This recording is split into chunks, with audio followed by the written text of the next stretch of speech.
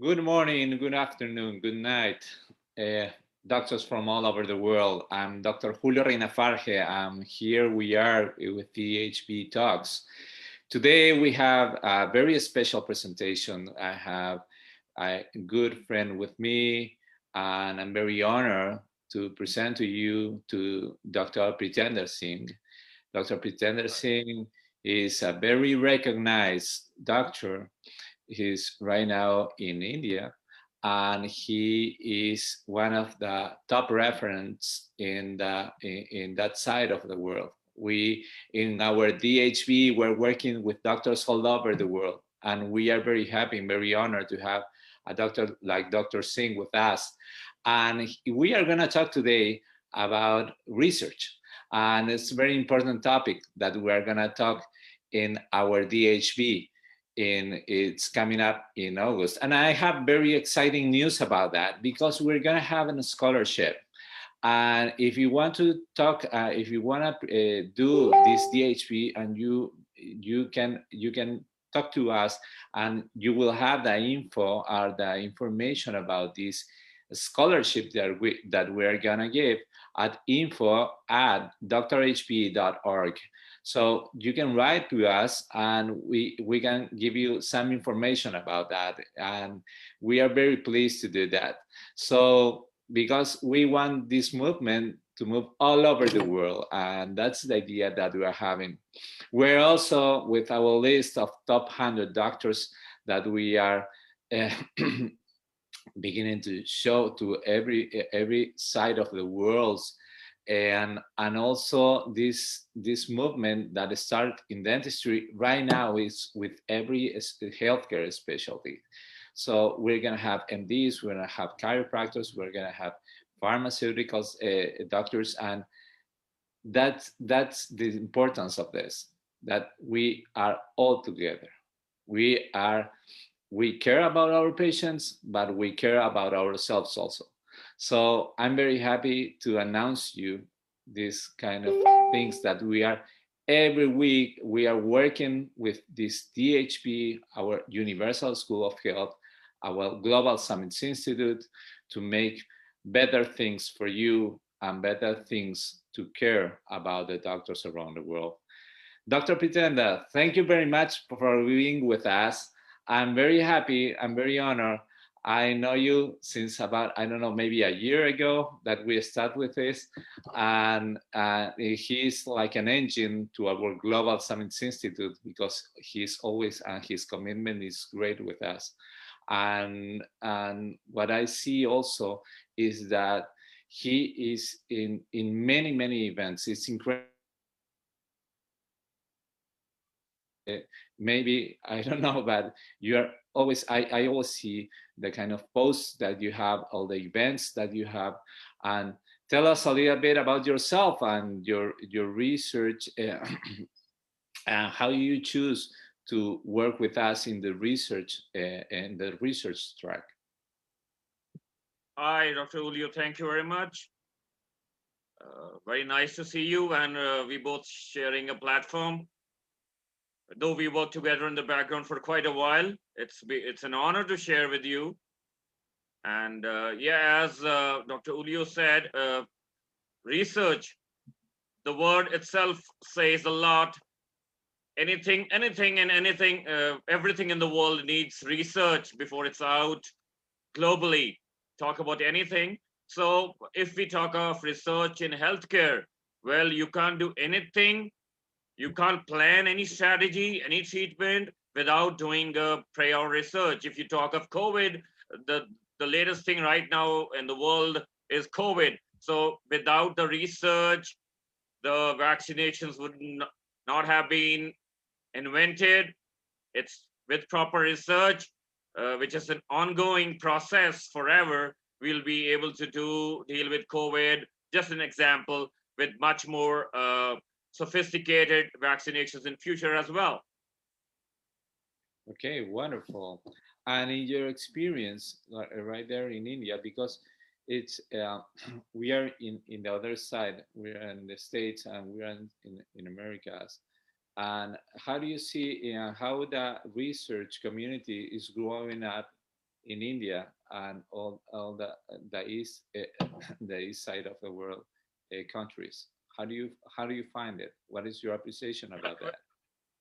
Yeah, I really appreciate the research which is going on globally, but I'm very I'm very keen on research myself. I keep on writing papers.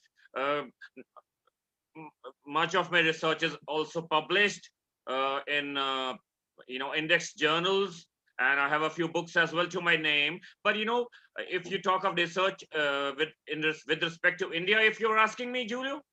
No, yeah. How do you find it? Yeah, India is getting a lot better in terms of research. A lot of collaborations with Indo-US, and then we have Indo-UK. Then we have with Europe. We are having good research platforms in collaboration, as well as we have a very good accreditation body here, ICMR, which is the Indian Oh, Council of Medical Research. Oh, it is doing wonders. If you check globally, uh, they are top shots. I do have one publication with them, which is a very kind of a medal for me to have a publication with ICMR. But if you ask me, the level of research, it's going ahead day by day. And uh, if we talk of research, I would always like to say that it should be a combined research, not country wise. It should be a global research with some kind of partnerships with many countries or universities. And Julio, this is what we both know, that why are we starting this DHB course? It's so that students from all the countries can interact, and we can have a varied interaction between all the countries. Research, let's talk of financial management in DHB program. So I would say research is going perfect. We need a vision, we need the facilities, and this is going to take to wonders. wonderful, wonderful. That's the idea. The idea is to be patient centered, but we have to be doctor centered also. So we're gonna have True. both of them in our DHB, and that's why we are promoting this kind of DHB talks, because we need to show and to tell the people and the doctors to know about what we are doing and how we're gonna mix and we're going to merge all the concepts that we're having doing these kind of doctors for the future. So doctor, with no other words, I will let you to do your presentation. Thank you very much. Honored to be here, and we talk after your presentation. Thank you. Definitely, Julio. Thank you very much. Yeah, good morning, good afternoon, good evening, good night to everyone all around the world.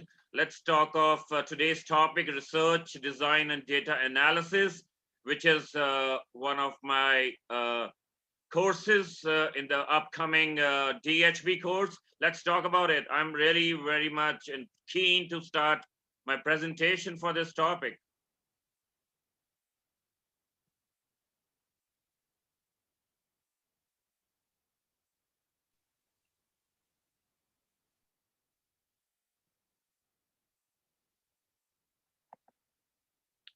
Yeah, so I welcome you all from the Global Summits Institute, Universal School of Health. It's a global school which is going to offer you a great program, DHB, that is Doctorate in Healthcare Business. We're about to start this course with a real bang, with some nice batch of students who are really interested in doing this course and eventually getting higher and higher with us. After doing this course, they can join us, they can join the various universities, they can work on a global scale. It's basically a career enhancer. So I'll be talking to today about research, design, and data analysis, a healthcare perspective. For more details of our program, you can log on to this website, universalschoolofhealth.com, which has all the information related to our course. Global Summits Institute, Universal School of Health, raising the standard of excellence. Yes, it's true to the motto. We are bound to raise the standard of excellence by providing every nook and corner of the world, persons can enroll with us, the doctors, and can earn this degree. So it is open to pharmacy, dentistry, medicine, philosophy, optometry, chiropractic, blah, blah, everything in health care medicine. So this program has 3 tracks with 3 separate focuses. We have the financial track, we have the business administration, and we have the research track. So myself, Dr. Preetinder Singh, I'm a master's in dental sciences and periodontology and odontology, and a very keen researcher. I'll be dealing with the research track option in this course. And this program is going to help people with the research projects develop the knowledge to run profitable practices and generate the ability to create some collaborative opportunities for their business acceleration and building of wealth. The total length of our course is going to be 91 weeks with 5-week modules. There is going to be a thesis and defense for 26 weeks. The application deadline is coming soon to be June 1st, 2021, and we start the program in the first week of August with the inaugural class. We have some special scholarships also, which will be detailed on the website. This is the staff or the faculty from all over the world, the chosen doctors and professors who are going to take over the course of DHB. This is a small profile of myself as a faculty for Global Summit Institute, Universal School of Health. You can find each and every staff CV on the website. And, really, this course is going to change the world. It's going to change your job profile. It's going to change your view about healthcare medicine. So what is research? It is the process of finding solutions to a problem after a thorough study and analysis of the situational factors. It provides the needed information that guides managers to make informed decisions to successfully deal with problems. The information provided could be the result of a careful analysis of data gathered firsthand or of the data that are already available. Now, when we talk of research, it needs to have some objectives as well. Be able to better formulate a research question, feel more comfortable with the research process, understand the ideas of constructs and operationalization, and understand the major differences between quantitative and qualitative research, which we're going to talk throughout this presentation. Einstein quoted, "If we knew what we were doing, it wouldn't be called research," would it? I absolutely agree to this statement. Till we get any results or we interpret the data or we form a hypothesis and it is, formulated and published and accepted worldwide, we can't call it a research. Research is after what we have done, the people recognize us, the work is recognized, then it is known as a research. So developing your question, start with a clear purpose, know your literature, be iterative in your approach, try to specify the who, the what, the where, and when of your purpose. Ask yourself, what would the answer to this question and to the literature? And don't let methodology drive the question. This shouldn't be your driving force. The driving force of your research should be what you want to achieve. Then the methodology should follow. You should never follow the method through your aims and objectives of your research. So when we talk of research process, the first thing is define your research problem. Then review the literature, what all research has been done, review the concepts, review the previous research findings, then formulate a hypothesis. Then after that, design the research, have a sample design, do the study according to your method, collect the data, analyze the data with a test hypothesis theory, and then interpret that data and report. Criteria of a good research. Purpose should be clearly defined. A detailed research process, thoroughly planned design, highly ethical standards should be applied. Limitations should be very frankly revealed, nothing to be hidden when we talk of research. Adequate analysis for decision maker needs. Findings should be presented unambiguously, and conclusions should be justified. Once you are justified with your conclusions, your research is out, and then you are ready to publish it wherever you want. And the researcher's experience should be reflected. You have to be a new entrant to a research, but once you are in the healthcare market, let's talk about doctors. Once you are okay with your research, your name gets recognized and your experience reflects in your research. What are the qualities of a good research? Your research should be systematic, very logical, empirical. It should be replicable. That is, if you've done a research, anyone in any corner of the world should be able to try that research as well. He should be able to do that research. Then there is an advantage of that research to be on worldwide. It should be very creative.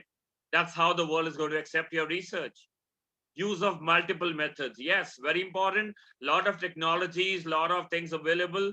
So use of multiple methods, I would suggest. Now the question, why are we talking of research? Is there a need for research?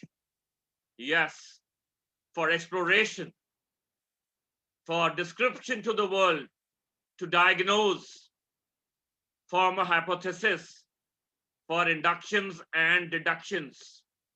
That's the need for research. What is the scope? We're talking of research. So after doing research in terms of a course, what is the scope or the significance? It throws lights on the risks and uncertainty of your research. It identifies the alternative courses of action. It helps in economic use of resources. It helps in project identification. It solves your investment problems, solves the pricing problems, solves the allocation problems. It solves decision-making, operational and planning problems of business and industry. It provides the basis for all government policies in our economic system.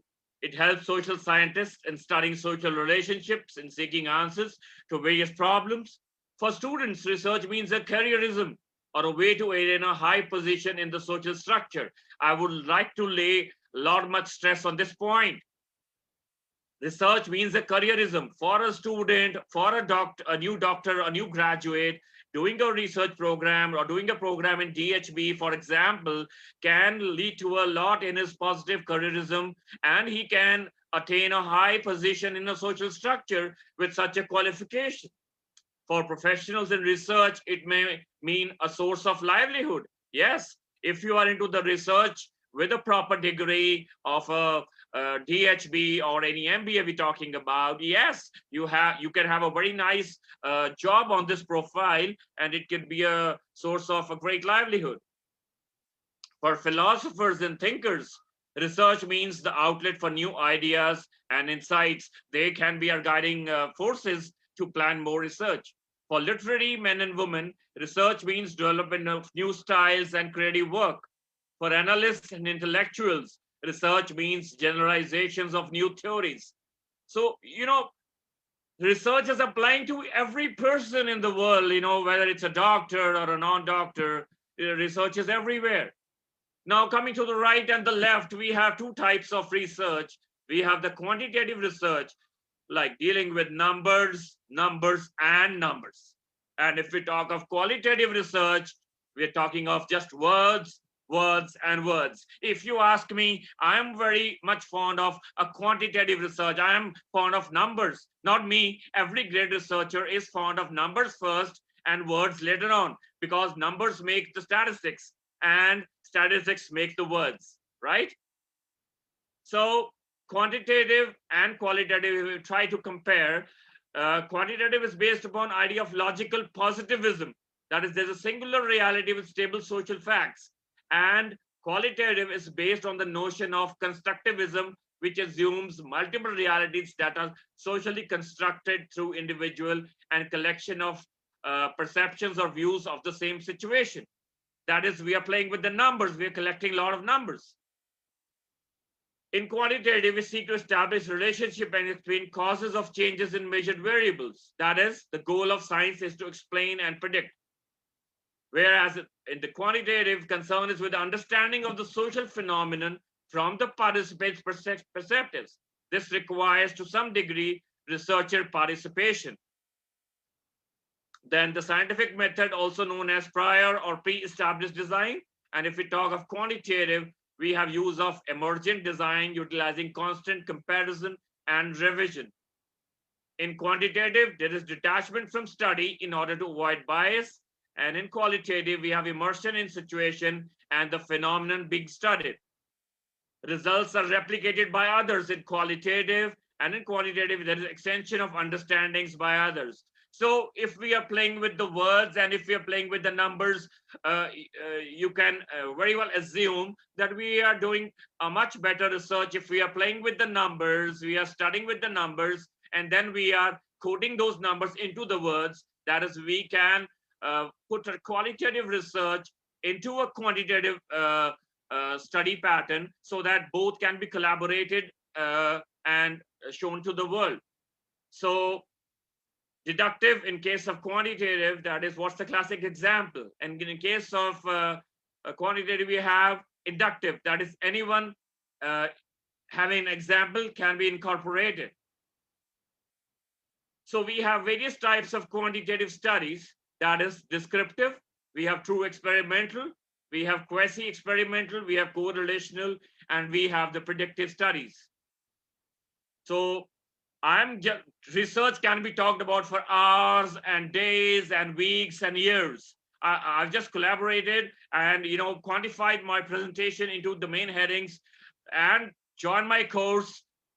And me as a faculty, I'm going to teach you each and everything about research from A to Z.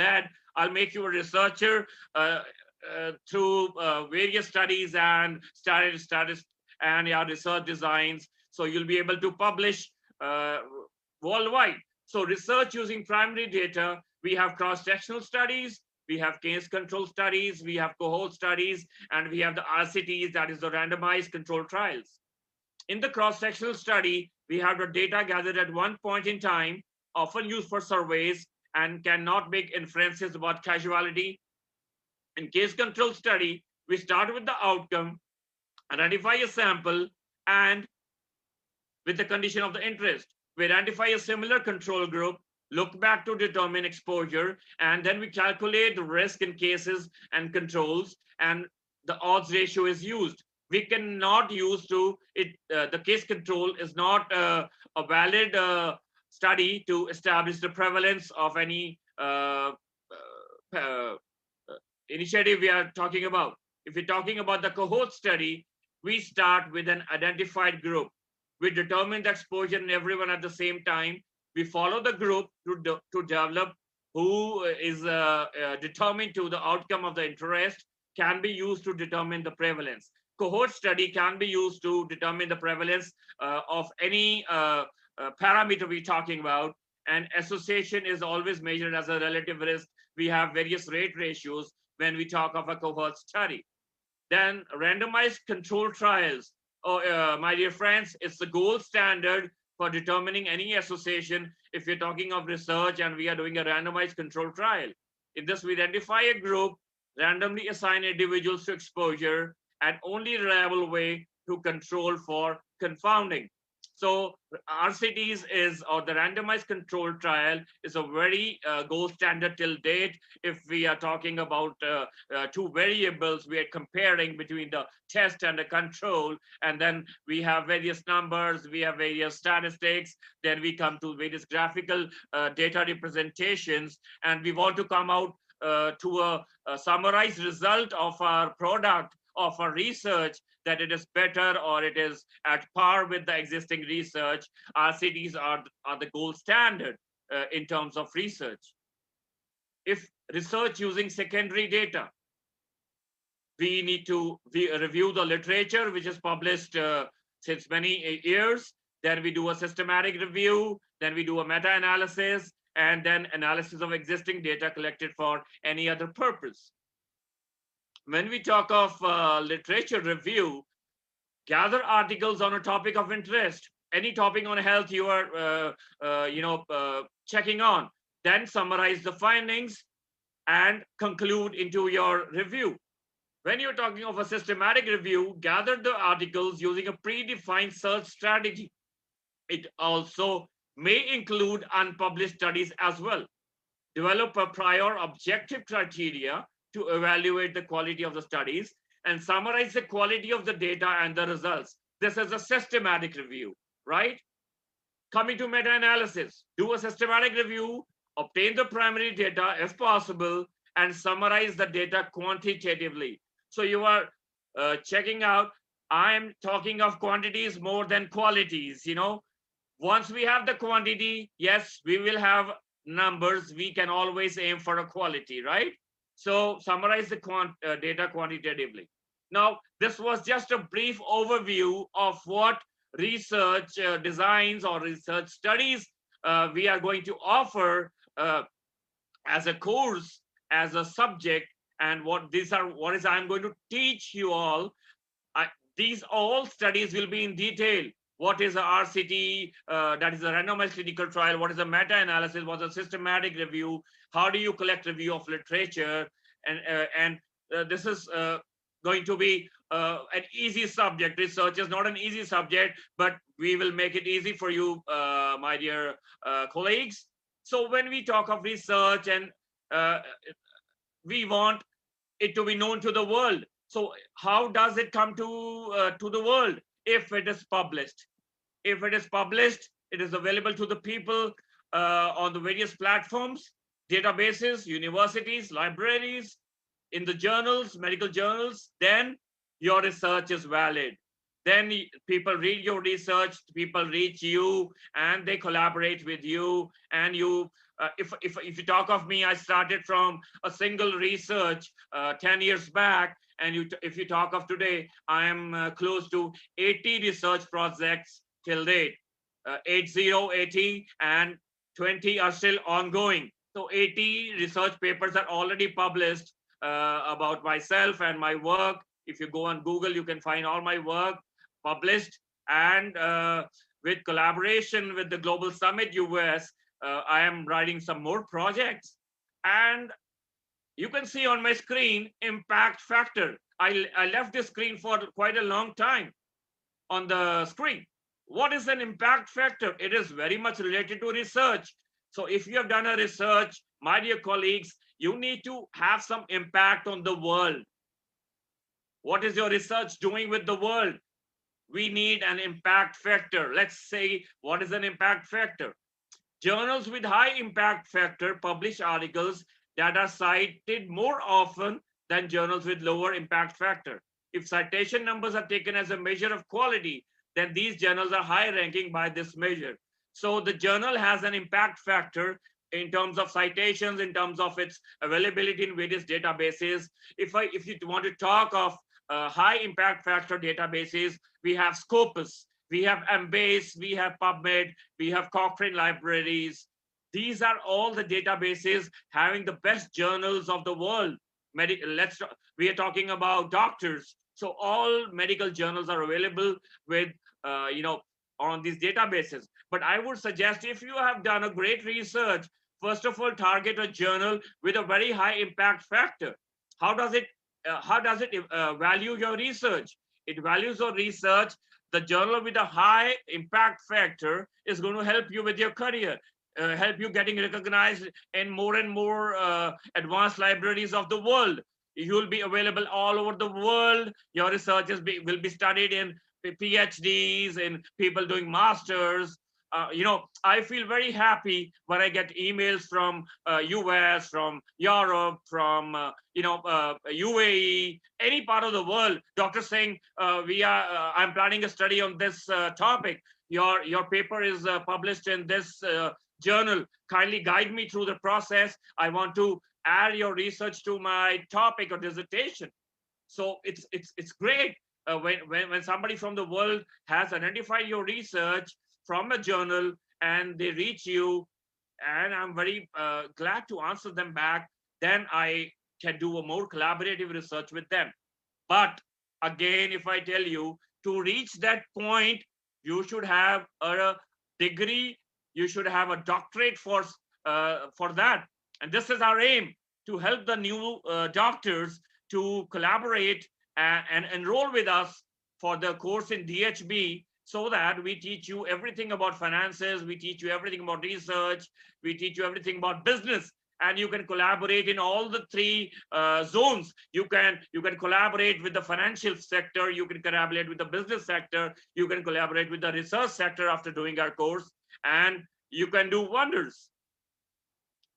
How do you calculate an impact factor? It is the number of citations in the current year for a journal, or number of items published in the journal for the last 2 years. So it gives a very great factor to the publication of your research. What influences this impact factor? Review articles are cited more often. Case reports are rarely cited. Rapid publication time increases. Self-citations increase your impact factor.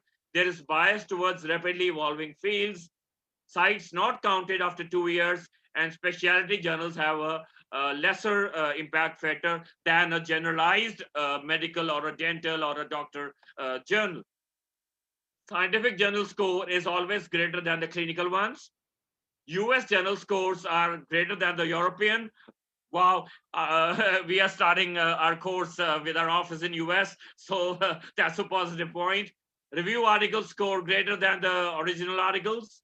Methodological papers may score greater than those with new data, and free electronic access will give you greater impact factors of a journal. And colleagues will be collaborating, and we are collaborating with various libraries, and those who enroll with us, we'll try to give you free electronic access to your subject materials, to your research papers, the help you need in the thesis and defense. We'll try our best to give you free electronic access. I'm in talks with the team of the Universal School of Health. The dean and the vice dean will slowly come up with a free electronic access, so that you can easily formulate your research for your DHB program. When we talk of research design, there are certain variables. Let's say R.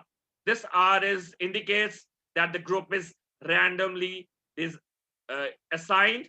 Then we have, let's say O, that is the vertical alignment of O's. It shows a pre-test and a post-test. That is a pre-measurement and a post-measurement. And X is the treatment, or the research topic. Your is the X. And then there's O. There are two lines, one for each group. So you can say one is a pre-value and one is a post-value. So what I'm trying to indicate is R is what we're talking about, the randomly assigned values to a research. O is the vertical alignment of values which we are taking, and X is our topic, and then we get the post-treatment values. So we are going to play with the numbers when we talk of research. We are going to play with the R and the O and the X and the final O's, right? Research design is a very tough procedure. We'll make it easy for you. This is just a slide to show you. In my course of research, I'll tell you how to collect the pre-data, how to collect the post-data, how to deal with your variables, which statistics we need to apply. Also, my dear friends, a good news. I would also like to help you in your research publication as well. We, the faculty of DHB, will help you and will make sure your research, your thesis topic with us gets published to the world. We show the world. If we have 25 students, or we have 50 students in a batch, we make sure 25 or 50, your research is going to be published. This is I promise you, we'll make it happen. Research databases is what we, once we get it published, then we have various research databases. I told you earlier, we have PubMed, we have Scopus, we have Embase, we have Cochrane, we have PubMed Central, we have Medline. So all these databases should have your name. Suppose, let's say you put my name on PubMed as Preetinder Singh, and it's going to give you a lineup of my names. And if I collaborate for a lecture, if I collaborate for a job, if I apply for a job or anywhere in the world, the first thing they the person goes to the Google, they see my profile. They go to a research database and put my name, and then my publication come, come one by one. This is how you are known to the world. This is how you are recognized. Fine, you get a doctorate. You are a doctor. That's great. Being a doctor is a great achievement. Why not add another feather to our achievement by doing one more course like our DHB program, which we planned and which is coming to the world. It adds the feathers to your cap, and you can promote your research, give height to your careerism. The NIHI, that is the National Institute for Health Research in UK, they have this plan that we have the patients and public, then we have the NHS trust, and then we have the universities. If you have a proper accredited program with you or a degree with you, and you have done a proper research with the infrastructure like clinical research network and clinical research facilities, and you have done various research products or research, with research schools like you'll be doing with the DHB, then you can join them as investigator, you can join them as a trainee, you can join them as an associate. Just an example how NIHR is doing this work in UK, that you can work with them as a faculty, as an investigator, as a trainee, as an associate. So once you are done, so this is how after attaining a degree, you can be a faculty with them. So my point is that just by doing these type of doctorate programs, our career has lot many options. We can go left, we can go right. Anywhere we go, we have some accolades and degrees with us, and we can plan our career with them. So research, my dear friends, is a very important tool for DHB course. This is what I've been telling in my small presentation. And when you are enrolled for the DHB course, we have a wide array of subjects in research for you, every topic in detail, every week, and you are going to learn everything about research. And someday, maybe after earning a DHB program degree, I see one of my students who is doing that might be sitting in front, in place of me, and telling the world what is research. So that is what is our aim. And once you are done with this DHB course, you have a lot many career options. As you can see in this picture, pictorial representation, your career goes beyond your limits. You can join the health sector, you can join the business sector, you can join the hospital in terms of administration, you can join as a faculty in research, like in addition to your clinical practice as well. You can do it a part-time, or you can go in for a full-time courses for this. So this was a short presentation from my side in terms of talking about our course of DHB. For more details, you can log on to our website. Dr. Ulio, that's all from my side regarding today's topic. Over to you. Thank you very much, Preetinder. I love your presentation. This was a wonderful presentation to show a little bit of what we can do with the research track in our DHB. And I know that it's a very interesting presentation. It's an overview. It's a great overview. Show a little tips about research and make us to love research. How we can manage research inside of our own offices and our own practice. So research is everything. And to be a researcher is also to be an entrepreneur, because you have to support your entrepreneurship journey with research. So thank you very much. I cannot wait for your course in the DHB, because the way you manage, I love the way you manage your course, and I was very interesting. I hope to hear more about your course. Thank you very much, Dr. Singh. It's, as I told you before, always an honor. And thank you very much for every doctor around the world. If you want your CE credits, you can find them and you can reach them in the comments in the Facebook page. And also, don't forget to write us at the info@drhb.org, where you're gonna find we can send you some interesting information about our scholarship and our new scholarship that we're gonna have in a few days, and all the information that you need for our DHP. Thank you very much. Have a great, great week.